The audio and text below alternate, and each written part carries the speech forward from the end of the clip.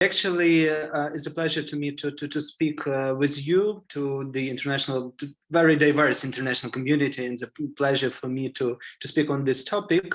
That is actually a hard topic, but probably we are mostly linked to the ideas of how the Russian propaganda works. Yeah, it's well described in a number of literature. However, the critical issues of how Russian propaganda works actually in the academia, that's usually is a subject, yes, and it's not well shown that's a pity, but it's not well shown on the global affairs. However, there were a few attempts, and actually I want to present you my thoughts that are based on the piece that we conducted with my colleagues. Unfortunately, this article is in Ukrainian language, but I will gladly share with you, and probably you can use a Google Translator to see some of these points. And the other point I just want to refer to very great article that is called the Hybrid Analytica, that was performed in the McKinnon Center in the United States. My colleague Katya Smagli and her team so made this article. I'll just send you a link, and you can also see more details that was done until 2018 when this analytical report was presented. However, I just want to start mainly from the beginning and share with you a few of the points. I'm definitely very sorry I don't have the good presentation, mostly my speech, but I will also would like to show you a few maps that were created mainly by Katya Smagli and her team, so you understand how what are the centers, global centers, mainly in Western academia. But Western academia, I will mostly refer to United States, to Canada, but also to Europe, and how they are connected with the Kremlin federal state agencies and how they are funded by Kremlin state agencies. So, but to start it, I would like to mention probably that that Ukraine saw a number of and still see a number of Russian propaganda narratives, and we should definitely understand that we called it like the exact war that is going on here in Ukraine. But before this conventional war that political scientists mentioned, we definitely were we had an experience of so-called hybrid warfare. And usually, if in the political science, if you refer to the idea of the hybrid warfare, we should understand that there are different dimensions of this hybrid warfare. It could be conventional as well, but not only. And informational domains of informational warfare is also a part of the story, together with, for example, economical warfare, together with cyber warfare, legal warfare, and all the other stuff. And all these domains of the hybrid war actually we witnessed in Ukraine. Before us was Georgia, if you talk about Russia. To some part it was also Chechnya, and we also can see that a number of such attacks, especially in the informational field, were also conducted in the number of other countries. But while talking to Ukraine and to Russian impact on the academic communities, I would rather say that this phenomena started not today. This phenomena started a long times ago in the times of Soviet Union. And the dramatic point was that usually it is connected with a mainly good academic field of the country studies. We should admit that it was very popular, for example, for United States to study what is going on in USSR. So it was very typical. There were a number of the USSR-based centers in the number of the prominent universities that we admire. And it was quite typical because you just, in the times of the Cold War, you need to know what is your foe doing, yes? However, the dramatic point was that the majority of the focuses were mainly focused on Moscow. So the very powerful Moscow-centric view was based. And that keeps us to some extent, there was a logic in that field. Why? Because mainly every Soviet republic was somehow, they don't have independent politics and they don't have independent economy. So you probably know that everything was interconnected. And from that point of view, indeed, it was quite good. Probably, at least we have here the understanding that it was okay to study what is going on in the all republics of USSR from the Moscow point of view, because it was centralized country. Kremlin indeed dictates the international politics or local politics. So we can definitely understand why this one was done. However, definitely there were a number of the researchers that mainly focused on the national so-called politics. So those who studied, for example, cases of only Ukraine, those who studied cases of, for example, let's say Azerbaijan or Tajikistan or other Soviet republics. And but I would rather say that were so-called exotic studies. And the researchers who focused on these countries were also called, to some extent, exotic. However, with the collapse of Soviet Union, that made a major problem. Why? Because that tendency to understand the area, and by the area I mean the all post-Soviet area, through Moscow, that definitely defined the problem of the, let's say, decolonization of the academia. However, many of the new independent states occurred. Nevertheless, their politics, their economy, their social life, nevertheless, were still that approach of learning them through Moscow glasses was still used. And that created a big problem. I should admit that unfortunately, Western academia is also to some extent considering the same cases with the other countries. Usually African countries, usually countries of Latin America, of Asian countries are also considered as a field of study through the glasses of most powerful states that are placed in the region. And that's dramatic. That is what decolonization studies are called, actually, to change this. And together, probably with the majority of you, we are still fighting in the same phenomena.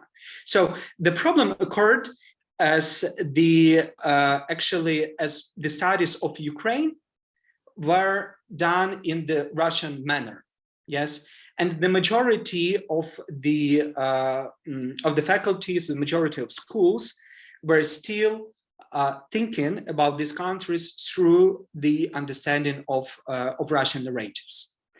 And definitely the problem was also that they used this system and studied not only what was created in terms of academic research, for example, by Ukrainians, but they simply used that approach and read the same system, the either Soviet books or what Russia wrote about these areas.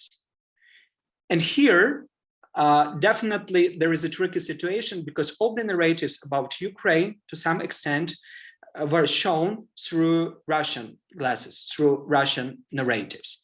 And that's quite problematic thing because that's created actually the demand of both parts. So there was a demand from, let's say, Western academia to understand something. However, that refers not to the researchers, to the academia, to the academic journals or whatever articles that were created by the new nations, but actually they referred to what was written from Moscow. And that gave a chance to Moscow, for Kremlin, to dictate some points of view. So decolonization is one of the problems. So decolonization of academia that was not done, I should admit, not only in case of Ukraine, but however, it was a tricky thing with Ukraine. The other problem that occurred is actually the question of costs, of funding.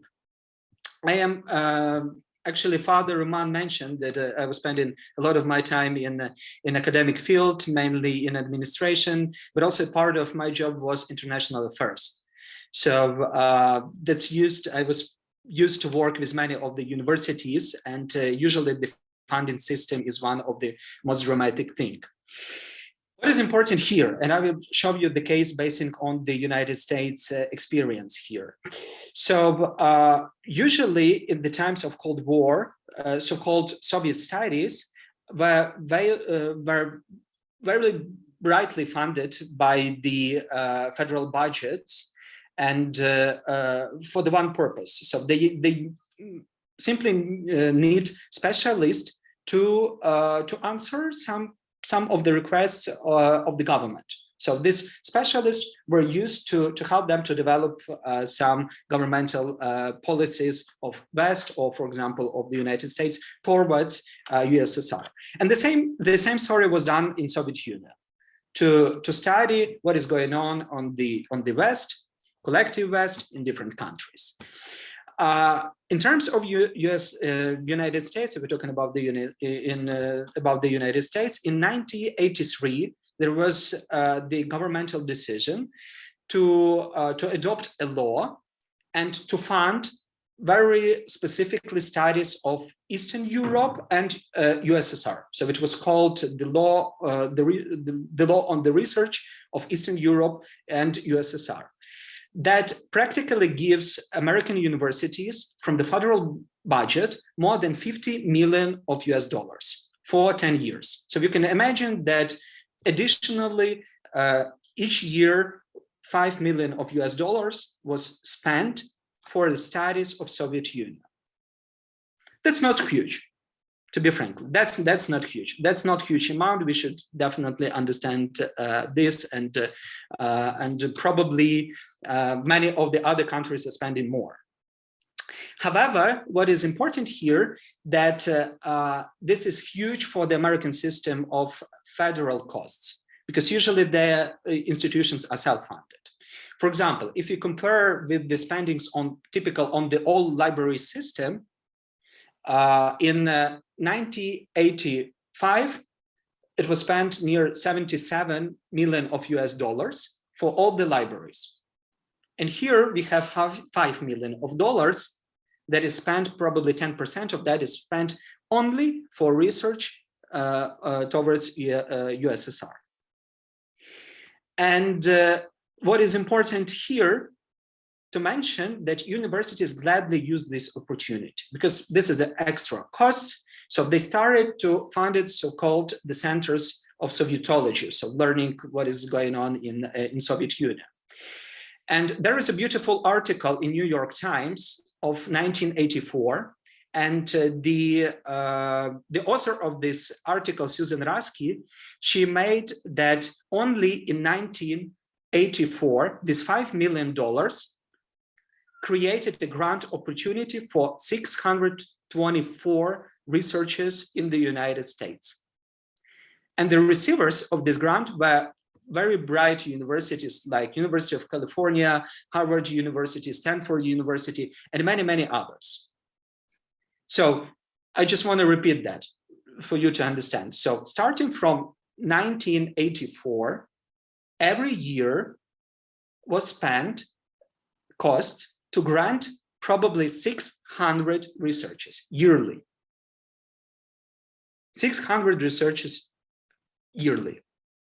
600 scientists. So you can imagine until the collapse of Soviet Union, just count on 5, how many professionals were created. So how huge amount of people was actually formed who specialized in Soviet studies. Definitely not all, these were not all new people. So some of the grants were on the year basis, some of them were just received costs for the second year, for the third year. But what we should admit that approximately more than 1,500 of scientists were created due and supported due to this program. And then you have collapse of Soviet Union. These people are not needed anymore, practically. There is no Soviet Union, people are not needed anymore, yes? And that creates also a problem because simply the grants stopped, there was not finances, there was not Soviet Union anymore. However, the new system have to grant, for example, researchers in the Eastern European studies or Ukrainian studies or Slovak studies or Armenian studies or Georgia studies or whatever, what was not introduced. And that was used by Russia, by Kremlin. How it was used? Approximately starting from the 90s, from the age of the 90s, when Russia gained a little bit more economic power, because it was not after the colleagues, so they do not have possess a great cost. But starting from the end of the 90s, and especially since 200s, Russian business elite and Russian political elite were forming authoritarian regime of Putin. And then were quite interested to sustain this regime. And starting from that period of time was actually the start of funding of so-called Russian support centers. So especially since 2007, a number of the Russian state agencies were formed. The practical task of them were simply give grants to Western academia to research Russia.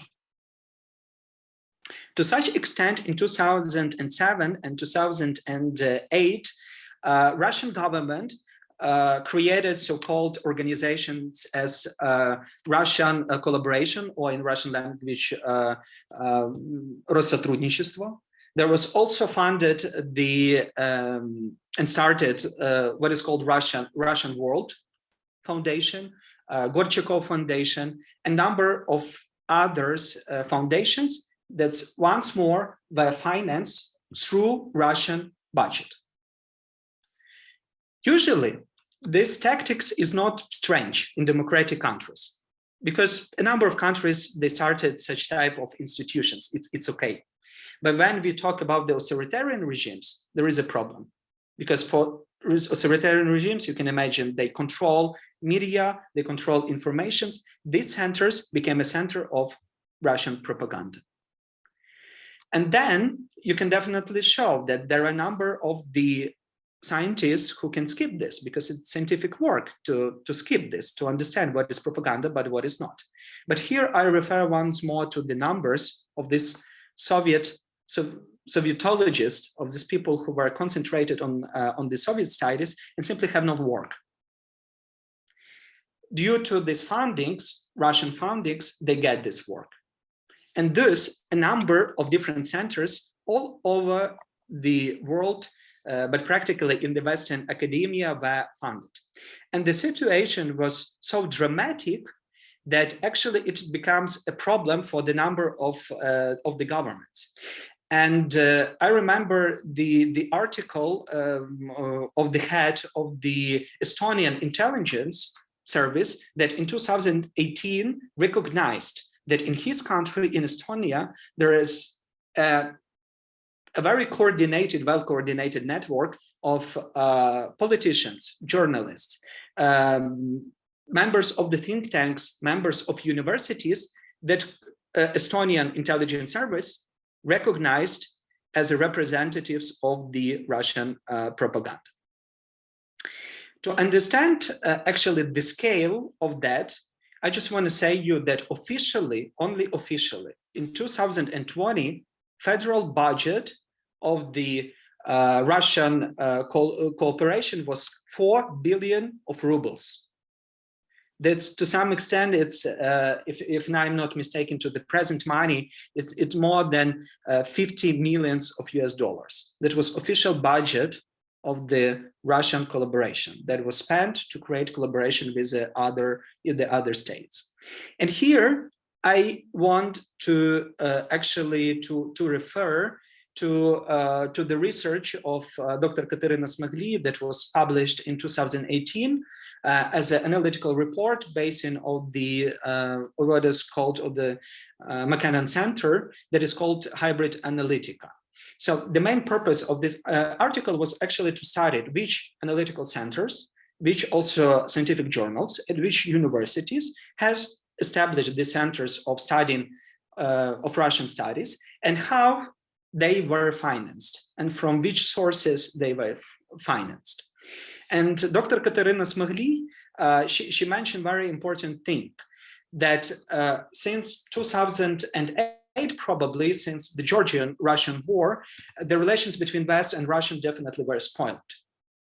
And actually, these intellectuals, these new intellectuals, these experts in Russian studies became really important part of the people diplomacy. So Russia started a number of forums, for example, the big political forum that is called Valdai. Maybe some of you heard about it. This is a gathering of the whole world scientists who are focused on Russian and Eastern European studies, let's say. And that was probably one of the forums that shared propaganda narratives, yes, about the separate role of the Russian world, the idea of Russia as the anti-Western idea that was supported in the number of different countries, especially, for example, in the states outside of the area of post-Soviet countries. Yes, so it was very powerful forum like this Valdai, and what was tricky that they simply spent costs to bring the people to Russia, to be present, to have a fancy stage and to speak. And once more, I just want to refer to the officially more than 500 millions of US dollars federal budget that was spent for Russian cooperation. So I just want to share you a little bit the screen from this article that I sent, or if you would like, you can open the page 12 there and to see this diagram.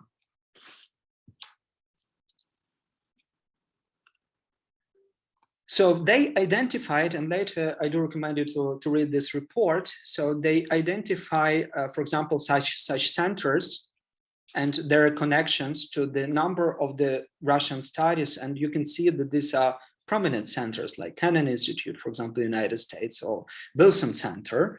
That doesn't mean that Kennan Institute and the Wilson Center was only sharing Russian propaganda, but they do mean that they received grants from, for example, Россотрудничество, from Russian collaboration. And that typically means that there were a number of scholars who were funded through these costs and who were invited directly to Russian forums, to Valdai forums, or other things. The same story with European Union. For the European Union, the popular scheme was simply to create centers for study in Russia in the number of universities. A part of them still exists right now. So you can simply check if your institution, if your university actually had this Russian Studies Center. And then your question is next. So what language they used, where they are published. And if you happen to know that mostly of their activities are published in Russia, not in, for example, Western academia or Southern academia, not in your countries, but in Russia, there could be a number of questions for that. That practically is a chance that they were also financed by the Russian sources. And here there is a description of the number of centers that were created in Russia that actually has federal budget, once more federal budget. So this official cost of the authoritarian states that is spent for the activity of these centers. Not only donors also pay there, but definitely these all have some sponsorship from Russian states, like the things that I mentioned, Gorchakov Center or Россотрудничество or Русский Мир Foundation or other fundings. So you can see that there are a network probably of very connected and very well-known institutions that to some extent were receiving cost from federal Russian budget.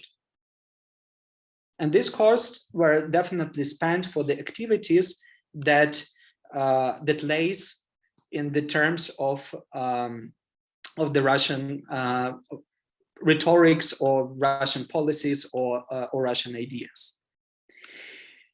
So this is one of the dramatic problems that we see right now, and there is a number of appeals and talks. And for example, we together, and I personally with my colleagues from Ukrainian universities, we gathered more than 10,000 of signatures from prominent world scholars that required that universities, mainly in Europe and United States and Canada, should check the funding system of the Centers for Russian Studies.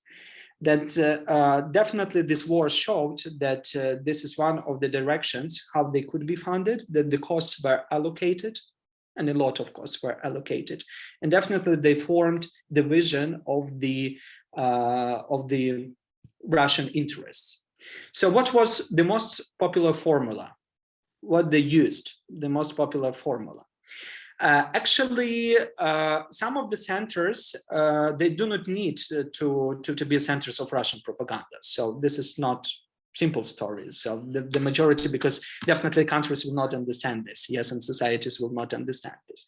However, there are a number of questions as the questions of the decolonization, the questions, for example, of the global issues and the sphere, for example, of the global economy and impact of globalization and global economy on the countries. So the number of such centers, they show the negative tendencies, for example, of globalization, so how globalization hit actually the middle class in the developed countries. So this rhetoric was highly used. The other rhetoric was also used to show, for example, the conservative communities. Well, the idea of so-called Russian world, I think that you have this talk during his school, yes, about the Russian world idea, that it was discussed in the manner of the anti-Western idea.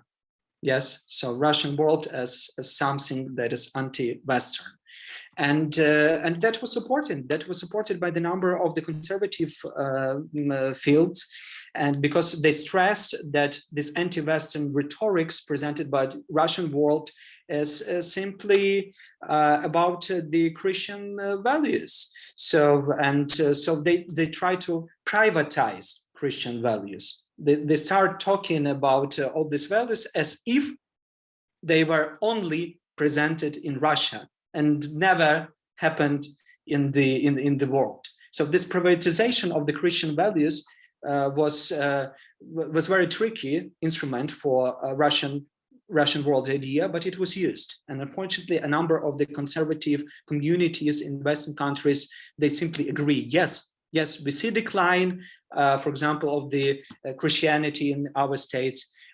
We see the tendencies of lowering number of people of faith. We see challenges, a number of challenges. That is why probably Russians are right, because they're talking a lot of that. They're presenting it an image of being very Christian country, only Christian country that is basing the system of government even on the Christian values, and it was supported. It was supported by the number of communities. However, we can definitely understand that there is no any country in the world that can privatize Christian values. This is the world phenomenon.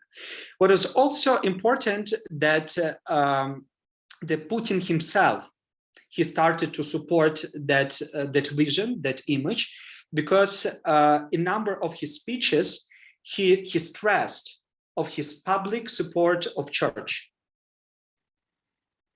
And there was a challenge because in the number of countries where the Christian that have the great number of the Christians, yes. So there was very rare mentionings of the public leaders, of the leaders of the states, that they also support churches, that they also support, for example, the Christian rhetorics. Well, Putin specifically stressed that. And that is one more that creates an image of the big supported of the traditional values and the Christian morality. But later on, we can see, for example, that that's not true. That's not the story about Russia. Why? Because since 2016 in Russia, there is official law that is called the Yavorova law. Have you ever heard about this? Закон Яворової, so Yavorova law. So I will explain what does it mean. So this Yavorova law because she is a deputy. She is a deputy in Russian parliament. So she introduced this law. And according to this law, any religion community and gathering of the religion community that does not get special permission from the Russian Commission of the Morality could be considered as an act of extremism. And then it become a criminal case. You say it's stupid, but that's actually was happening in Crimea. Since Russian temporary occupation of Crimea, according to this law, a number of representatives of Ukrainian Greek Catholic, also Muslim, Protestant, Catholic communities, especially that were present in Crimea, that were Ukrainian, these communities, were accused of the acts of extremism. A number of churches were simply Jehovah's Witness. I don't know about Jehovah's Witness cases, but I can't say that. I definitely know about Muslims, Protestants, Ukrainian Greek Catholics, and Catholics. Churches were closed. Jehovah's Witnesses were forbidden as a church or in Russia. Yes, forbidden church in Russia. Okay, that's that. Thank you for this. So this is how the Yavarov's law was actually working in terms of Crimea. And moreover, the tricky situation about Russia and its failure of propaganda is actually the public surveys. So you probably, you are interested in the religious studies. There is why I assume that you probably know such called Pew Research Center. Do you know Pew Research Center? This American-based center that I do recommend you to see. I will just drop you a line how it's called, because it's one of the most prominent US-based research center. So it's one of the most prominent US-based centers that who do very precise sociology about the religious studies. And I can share you a link later that shows one thing, that according to the survey that was done by the Pew Research Center in 2017, the survey showed that only 17% of Russians are praying daily. Only 17% of Russians are praying daily. For Ukraine, they showed that only 29%. 29% of Ukrainians in 2017, according to the Pew Research Center, were praying daily. And I see Father Roman, who is, who's saying that probably could be. For Poland, it was. I supposed to pray daily, so it's. Yeah. Probably for Poland, it was 27%. For Poland, it was 7%. And according to their research of 2017, I'll just try to have a link here direct. So I just want to share with you so you don't look too much. I just send them in the chat. So that's also showed that only 75% of Russians say that they believe in God. For Ukraine, this is 86%, was 86% in 2017. Poland, the same number, 86% in Poland, who say that they believe in God. So actually, why I'm showing that? To show that many of the claims that were shared by Russia, both academically or in terms of the religious studies and support, that actually they do not have the scientific background.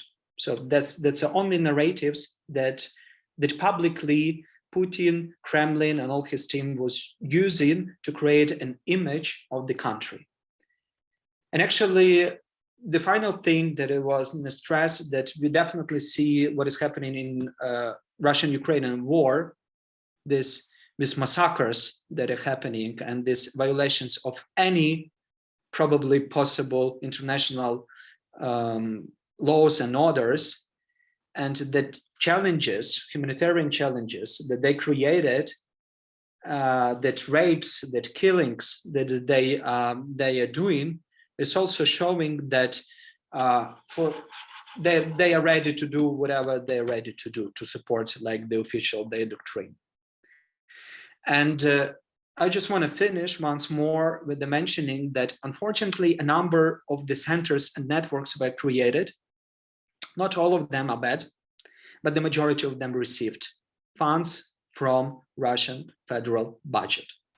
And this is a question that gives us a question, all us, academia, universities, that left us a question. So are we ready? So do we think that our universities are okay with Eastern European and Russian study centers? Should we do more research on what they are doing, how they are doing? And after all, I'm not telling that everything should be closed. No, I do believe that this is the direct time when the decolonization of Russian and Eastern European studies should start at. And we should, in Western academia, raise a question. So what approaches are we using to study other countries? Are they Moscow-centered approaches or the national-centered approaches? We also need to understand actually that we need to spend more costs of understanding Russia and studying Russia, but in the decolonized way. So we should study the modern Russia that is actually based on very profound research and not on the ideas that Russian media or Russian propaganda is trying to send us.